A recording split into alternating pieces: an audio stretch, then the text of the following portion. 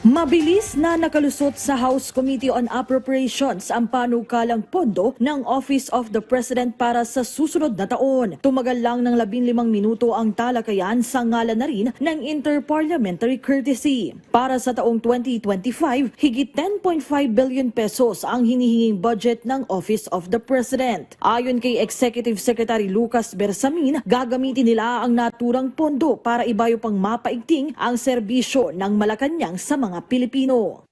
This amount, if I may point out, is 1.88% lower than the budget of the Office of the President in fiscal year 2024 and represents a mere 1/9 of 1% of the proposed total budget, national budget for fiscal year 2025. Nonetheless, we believe that the proposed amount will be sufficient and adequate for the President to meet the exacting demands of being the head of state and of government.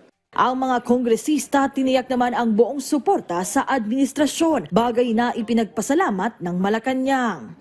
We are here as a manifestation of the President's commitment to honor and respect the Congress as our partner in upholding the country's national interests as well as in promoting the welfare of our people. Kasunod ng Office of the President, humarap din sa budget hearing ang mga opisyal ng Presidential Communications Office sa pangunguna ng bago nitong pinuno na si Secretary Cesar Chavez. Dumalo rin ang mga opisyal ng attached agencies at GOCCs na sakop ng PCO tulad ng inyong pambansang telebisyon na pinangungunahan ni PTV Network General Manager Antonio Baltasar Nebrida Jr. Sa talakayan, inilatag ni Secretary Chavez ang mga hakbang ng PCO para ibayo pang mapaigting ang information dissemination ng gobyerno at ang kanilang mga inisyatibo para sa mas agresibong promosyon ng iba't ibang hakbang at proyekto ng pamahalaan. Ang PCO ay hindi lang nagsasalita, nagsusulat, gumagawa ng digital content. Ang PCO ngayon ay tumutulong na sa pag-organize ng event so that people, especially those knowledgeable experts, can have that platform to speak.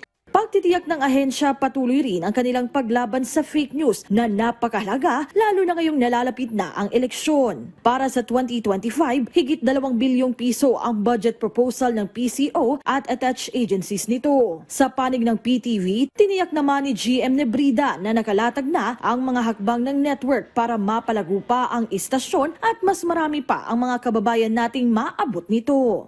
Part of the parameters for improving the programming mix, Your Honor, includes targeting demographics that are not exactly being covered by our current audience share. The other one is creating content that is both informative, educational, and inspirational for our publics. Always with the end in view of being more viable insofar as creating revenue streams for all these new programming and new channels. And then, of course, hopefully we are also able to get off the ground our reorganization plan.